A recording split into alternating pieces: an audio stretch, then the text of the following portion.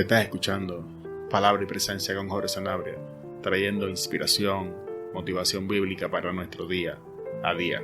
En el día de hoy vamos a estar hablando de la confrontación o el principio de rendir cuentas. Esta enseñanza, esta práctica ha sido lenta pero firmemente removida de nuestras congregaciones, nuestras relaciones y aún ministerios. Sin embargo, esta práctica de la confrontación o rendir cuentas es de suma importancia. La encontramos en el Antiguo Testamento tanto como en el Nuevo Testamento, lo que marca la importancia de esta práctica en nuestras vidas y cómo impacta la calidad y la salud de nuestra vida personal, de nuestras relaciones y de nuestra vida ministerial. Cuando leemos la Biblia encontramos al Padre, al Hijo y al Espíritu Santo practicando la confrontación saludable en múltiples ocasiones con distintos propósitos. Y si encontramos a Dios practicando este principio, entonces debemos de reconsiderar la importancia de esta práctica.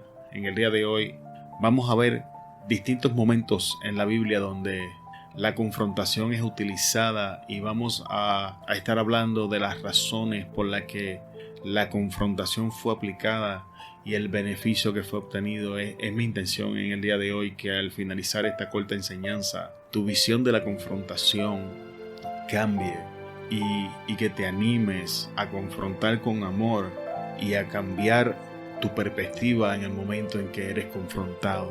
La primera confrontación en la historia de la Biblia la encontramos en el huerto del Edén, cuando Dios confronta a Adán, cuando Dios le pregunta: Adán, ¿dónde estás tú?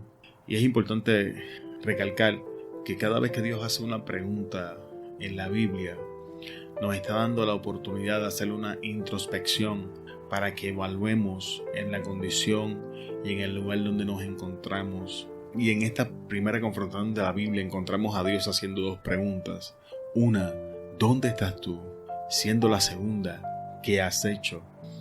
Y esta confrontación en específica tiene dos partes de suma importancia, siendo la primera dándole la oportunidad a Adán de recapacitar del lugar de donde se encontraba y el lugar de donde provenía, dándole la oportunidad a Adán de entender de dónde había caído.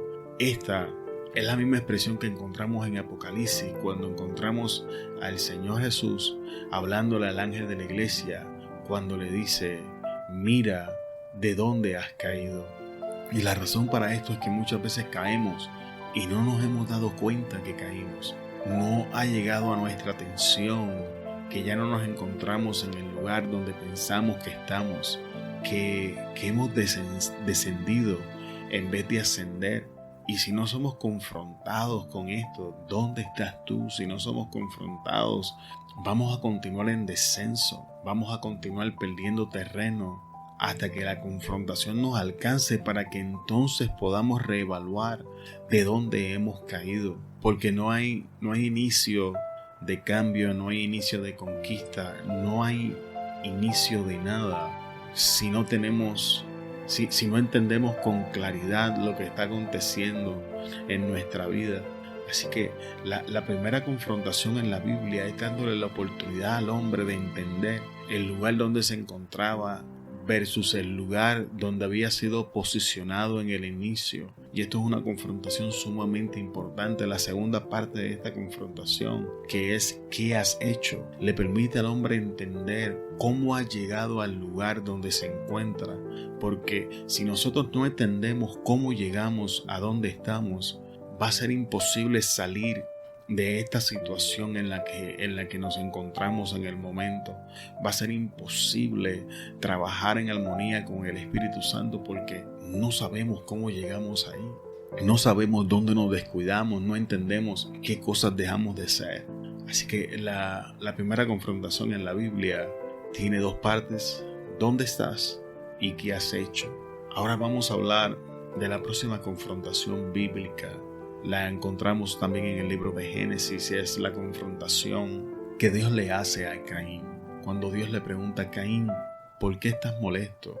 Si no hicieses lo recto, ¿no serías también tú enaltecido? Sin embargo, el pecado está a la puerta mas a ti será tu deseo. Y para poder entender esta confrontación tenemos que entender la historia bíblica.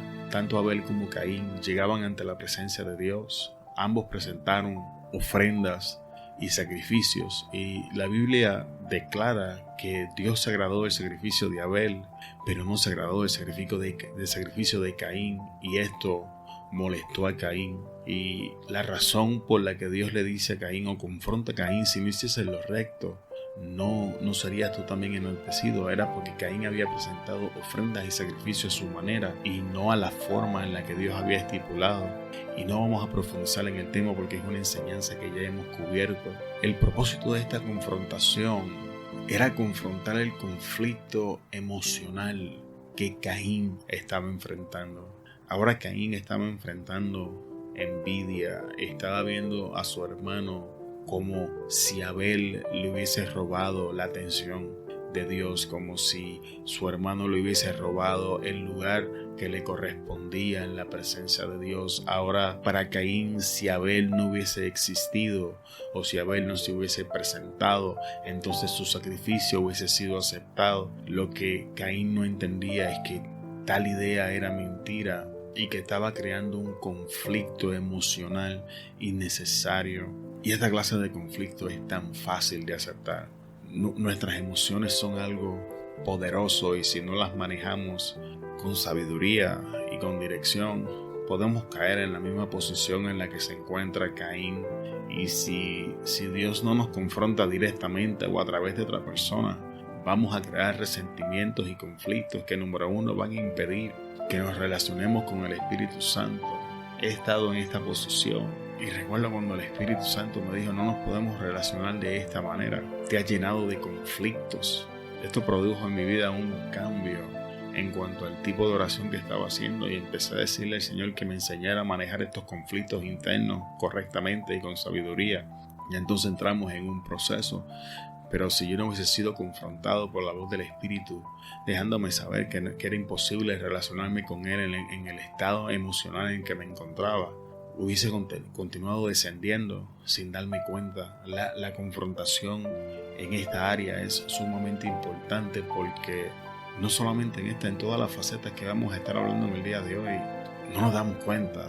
Estas cosas acontecen en nuestra vida sin que nos demos cuenta. Así que Dios está confrontando a Caín para traer estabilidad emocional y mental en la vida de su hermano, en la vida de Caín, para que Caín pusiese su vida en orden y darle la oportunidad de que decidiera diferente.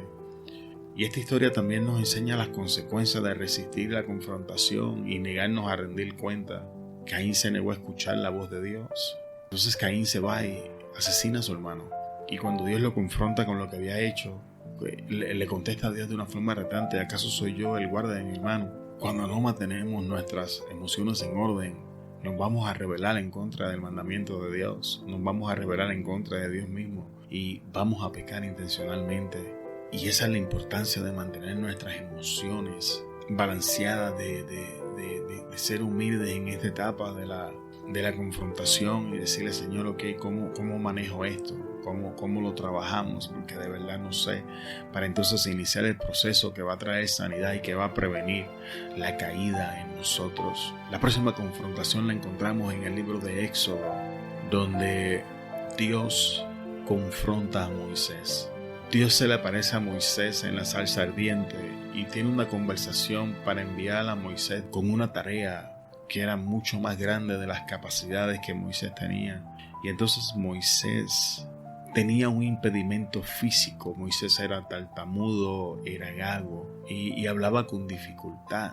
Entonces Moisés presenta esto como una excusa ante la presencia de Dios.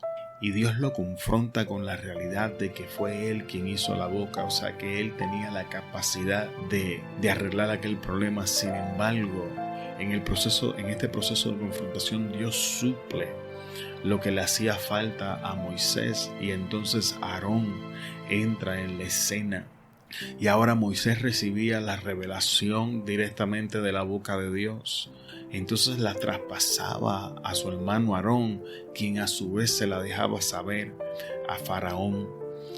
Y este tipo de confrontación habla de cuando nosotros ponemos excusas que aparentemente son válidas porque la condición de Moisés era real, no era algo ficticio, no era algo que él se había inventado.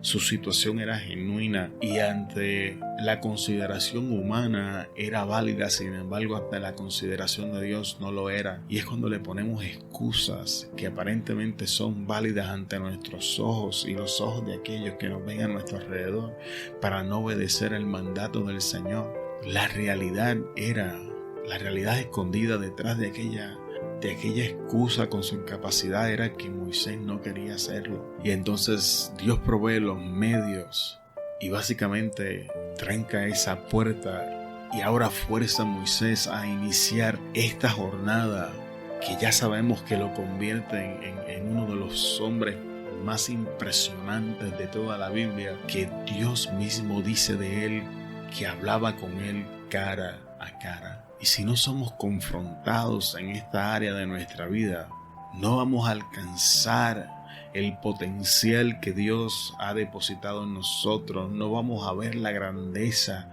que Dios ha preparado para derramar sobre nuestras vidas, no vamos a conocer al Dios que Dios quiere revelarnos, porque vamos a permanecer en nuestras limitaciones humanas, vamos a continuar poniendo estas excusas que ante nosotros y aquellos que nos rodean son válidas, pero ante la presencia de Dios no tienen ningún valor porque Él tiene la capacidad de sobrepasarlas en todo momento. La próxima etapa de confrontación la encontramos en el libro de Samuel, cuando Saúl fracasa y Samuel lo está llorando, y entonces Dios lo confronta, le dice: ¿hasta cuándo vas a llorar por Saúl, que yo lo he desechado?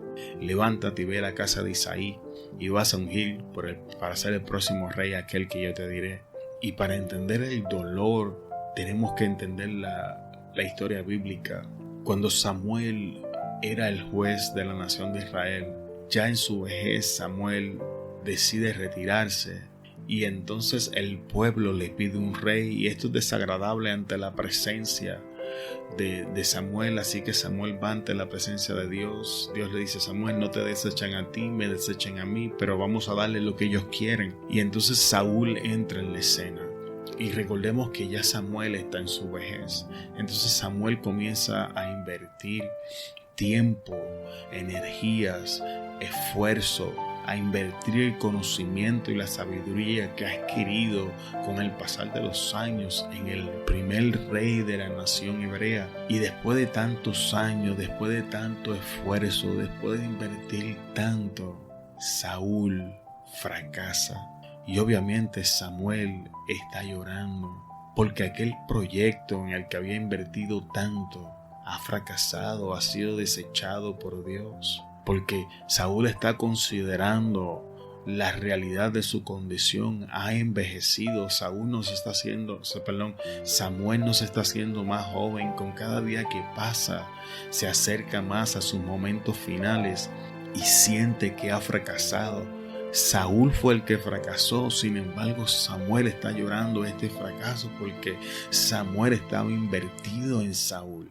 Samuel había derramado todo lo que tenía en Saúl para que Saúl lo malgastara, y ahora lo encontramos llorando. Y si Dios no lo confronta, Samuel pierde la oportunidad de ver a David crecer y tomar el trono. Es importante que entendamos esto, porque en nuestra vida vamos a tener, tanto en nuestra vida natural como en nuestra vida espiritual y ministerial, vamos a experimentar fracasos. El fracaso es inevitable. No hay nadie que alcance el éxito sin fracasar. No hay nadie que ha llegado a las alturas sin tropezar. No hay nadie que ha alcanzado grandes metas sin cometer errores en el camino. Los fracasos verdaderamente son enseñanzas que nos pueden encaminar en el lugar correcto, pero muchas veces tenemos que ser confrontados porque puede ser tan devastador ver el fracaso. El fracaso llega y nos aploma y destruye toda esperanza. Y si no somos confrontados de que hay nuevas oportunidades, si no somos confrontados con que vienen cosas mejores, si Dios no nos confronta con que el futuro esté intacto en sus manos, vamos a estar lamentándonos por un pasado que ya no podemos cambiar. Vamos a estar lamentándonos por algo que ya no tiene oportunidad, algo que Dios ya decidió que no va a trabajar con él.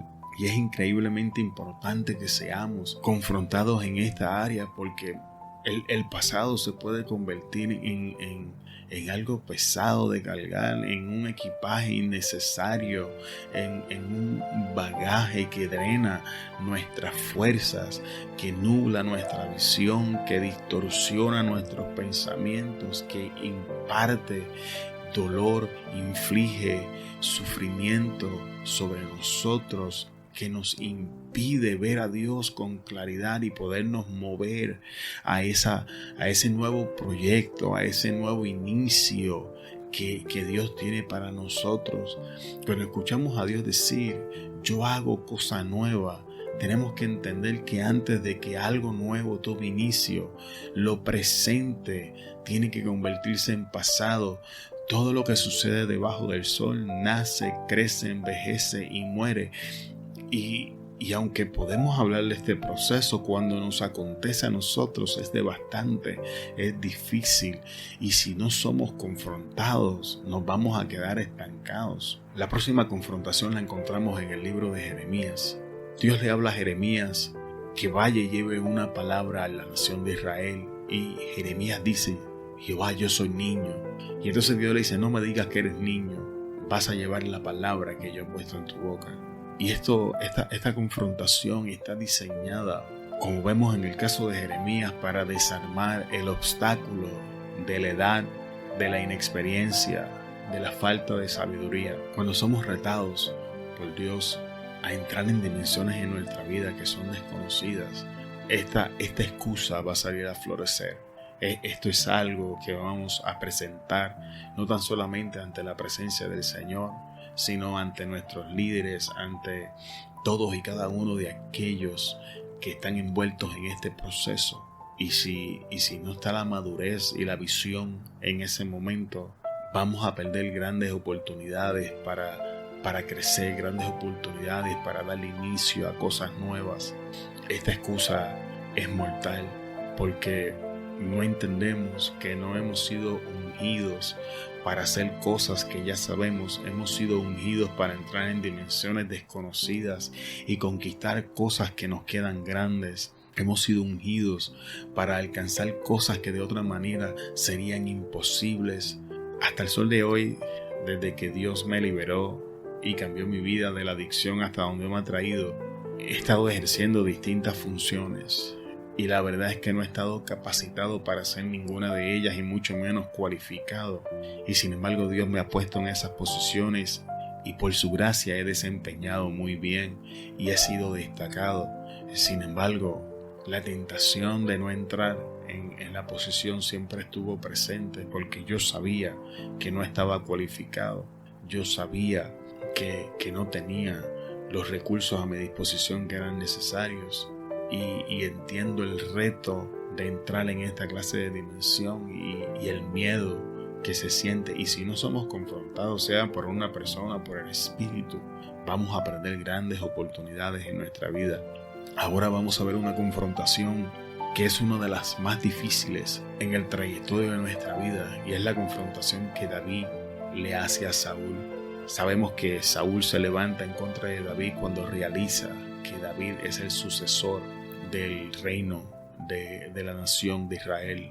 Y aunque en múltiples ocasiones David confronta a David, me voy a referir en este caso a la última confrontación, donde dice la Biblia que Saúl sale a perseguir a David y Dios envía un sueño profundo sobre todo el campamento, y David con un grupo selecto entra al campamento de Saúl, toma su lanza, sale del campamento y entonces lo llama por su nombre. Y cuando Saúl escucha su voz, la reconoce y le dice, ¿no es esta la voz tuya, hijo mío David? Y David le dice, sí, mi señor.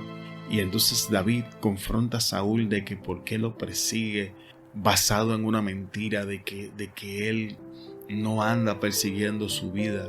Y esta confrontación nos habla de cuando el seguidor confronta a su líder, o cuando la oveja confronta a su pastor, o cuando la persona que está bajo autoridad confronta a aquel que está ejerciendo autoridad. Es una posición sumamente difícil, porque la persona que está en autoridad va a estar en la tentación de hacer uso de la autoridad a su alcance para ponerle un alto al proceso de confrontación. Y si no tenemos la seguridad y la humildad necesaria como líderes, vamos a perder mucho.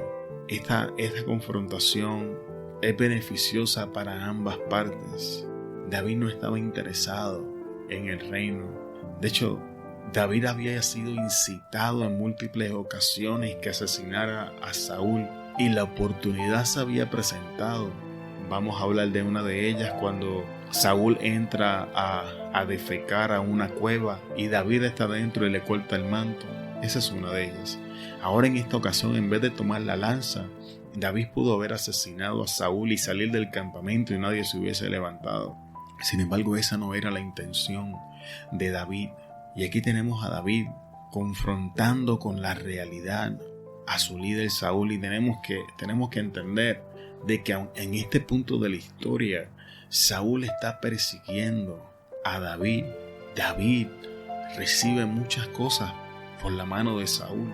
David entra a la realeza a través de Saúl y empieza a ver cómo la realeza se mueve, la complejidad de sus relaciones. A través de Saúl empieza a aprender cómo maniobrar en la guerra, cómo manejar los hombres, cómo manejar los recursos a su disposición. A través de Saúl, David se va formando en un líder. David aprende tanto lo que un rey debe y no debe de ser, lo que un rey debe y no debe de hacer. Y entonces Saúl indirectamente se convierte en ese mentor para David, y ahora David está confrontando a su mentor. Y esto es difícil, es un proceso difícil para ambas partes, pero miren el final de la confrontación. Al final de esto, esta es la última vez que la Biblia relata que Saúl confrontó, que Saúl persiguió a David y llegaron a un término de paz y a un acuerdo donde David le promete a Saúl que iba a perdonar el resto de su familia, y entran en un término de paz. La confrontación líder-seguidor, oveja-pastor, está diseñada para crear paz entre ellos y no discordia. Y si no se practica, va a crear conflictos entre ambos, va a afectar la relación que existe, porque en el caso de la oveja, muchas veces no vamos a entender las decisiones que nuestro pastor toma porque no tenemos la visión ni la sabiduría. Pero si la conversación no acontece, entonces no vamos a entender lo que está pasando y vamos a darle cabida a la división, cabida al resentimiento y cabida a otras tantas emociones que no son buenas en la grey. Y en el caso del pastor, muchas veces nos equivocamos. Obviamente también están en procesos de crecimiento. Los pastores son seres humanos que cargan un ministerio extremadamente pesados. También se equivocan, y si no son confrontados con amor, también podrían desviarse a derecha o izquierda y traer daño sobre la congregación que Dios ha puesto a sus hombros. Así que esta es una relación beneficiosa para ambas partes. Ahora pasemos a Jesús. Jesús también practica la confrontación. En este caso vamos a hablar del capítulo 23 en Mateo, si no me equivoco, donde Jesús confronta a los fariseos y le dice: fariseo hipócrita, que diezmas las especias y das tu diezmo, pero has olvidado la misericordia y la justicia. Era necesario hacer una cosa sin hacer la otra. En este caso, Jesús estaba confrontando a los fariseos por sus prácticas religiosas. Los fariseos habían tomado el atrevimiento y la libertad de enmendar la ley de Moisés y añadir leyes extremadamente complicadas que anulaban ciertos mandamientos porque eran inconvenientes y los justificaban con prácticas religiosas. Y esta confrontación está diseñada para eso mismo, para confrontarnos con nuestras excusas y prácticas religiosas que nos alejan de la gracia y de la veracidad bíblica. Y esta confrontación es dura, es difícil, porque normalmente va a acontecer entre personas con conocimiento. Y admitir que nos hemos desviado de la verdad bíblica requiere un nivel de humildad increíble, porque vamos a tener la tendencia de tomar las escrituras y manipularlas a nuestro antojo, porque tenemos conocimiento bíblico. Sin embargo, la intención de esta confrontación es bendecirnos, es enderezar nuestros pasos, es traer estructura, es movernos de intentar de ganar por obras aquello que solo es alcanzado por gracia. Y si no lo hacemos, la Biblia nos enseña que la impartición que vamos a recibir es muerte, porque todos aquellos que se apoyan en las obras reciben muerte, y aquellos que se apoyan en la gracia reciben vida. Ahora veamos otro ejemplo de Jesús trayendo confrontación. En una ocasión Jesús estaba impartiendo una enseñanza a sus discípulos, y la enseñanza fue tan difícil de digerir que muchos de sus discípulos se volvieron atrás y ya no le siguieron. Y en el grupo de los 12, uno de ellos se levantó y dijo: palabra dura es esta. Jesús se voltea y le dice: si no te gusta, también te puedes ir. Y entonces el discípulo dijo: ¿a dónde iremos si solo tú tienes palabra de vida? Esta confrontación está diseñada para sobrepasar la tentación de moldear el evangelio para mantener grandes multitudes cerca de nosotros. Está diseñada para evitar lo que yo llamo relaciones parásitas. Es una tentación increíblemente grande, especialmente en los tiempos que estamos viviendo, donde cantidad es más importante que calidad, donde las redes sociales nos enseñan que el desempeño por ejemplo, del video de una enseñanza o una predicación o el tamaño de un ministerio dependen de la cantidad de personas envueltas en el ministerio, de la cantidad de views y likes en el mensaje. Y podemos ser tentados a cambiar nuestro mensaje para que sea agradable a las masas. Sin embargo, Jesús nos enseña que la verdad debe ser predicada tal y como es, y que estas personas que no quieren cambiar, que no van a aportar, que no van a formar parte del cuerpo de Cristo con compromiso, van a ser echados fuera. Y que mientras estas personas estén, no podemos pasar a la próxima etapa o nivel, porque entonces fue de este momento en adelante donde Jesús comenzó a enseñarle cosas más profundas a sus discípulos que no hubiese podido enseñar antes, porque cuando estaba el grupo entero hubiese sido imposible de digerir por ellos. Y esto habla de limpieza en nuestra vida. Esta confrontación está diseñada para llevarnos a reorganizar nuestras relaciones, nuestra vida ministerial, para volver a establecer patrones de importancia, cosas que verdaderamente deben de ser aplicadas para poder recibir mayor profundidad, mayor estabilidad, mayor madurez. Y ahora vamos a ver la confrontación de Jesús hacia Saulo. Cuando Saulo sale en dirección a Damasco a perseguir a la iglesia, Jesús se encuentra con él. Y en esta confrontación le dice: Saulo, Saulo, ¿por qué me persigues? Dura cosa te es dar cosas o patadas en contra del aguijón. Para poder entender esta confrontación tenemos que entender quién es Saulo y qué representa. Saulo amaba a Dios. Saulo era apasionado. Saulo era celoso. Todo lo que Saulo estaba haciendo estaba operando en el conocimiento limitado que tenía, pero lo estaba haciendo por amor, por pasión y por celo de Dios. Y lo sabemos porque Jesús en ningún momento confronta las intenciones de Saulo. Saulo sentía todo esto por un Dios que no conocía. Nosotros hacemos igual. Predicamos, enseñamos y hablamos de un Dios que no conocemos. Hacemos lo mejor con lo que tenemos. Y si Jesús no nos confronta a esa área desconocida, nos quedamos en nuestra zona de comodidad, condenando y señalando a aquellos que entran a lo desconocido porque no podemos entenderlo. No solamente eso, nos levantamos y los perseguimos con la intención de detenerlos, porque carecemos del conocimiento y de la visión necesaria para entender en la dimensión que ellos se están moviendo. Y fue esta confrontación la que dio nacimiento al hombre que conocemos como Pablo. Esta confrontación es importante porque va a abrir las puertas a que nos convirtamos en el hombre o la mujer que Dios diseñó desde el principio que nosotros fuésemos. Va a abrir las puertas para que ahora, siendo aquello que Dios predeterminó desde antes de la fundación del mundo, aconteciera sobre nuestra vida y alcancemos el llamado para el cual fuimos separados desde el vientre de nuestra madre. Que el momento ya había sido predeterminado por Dios.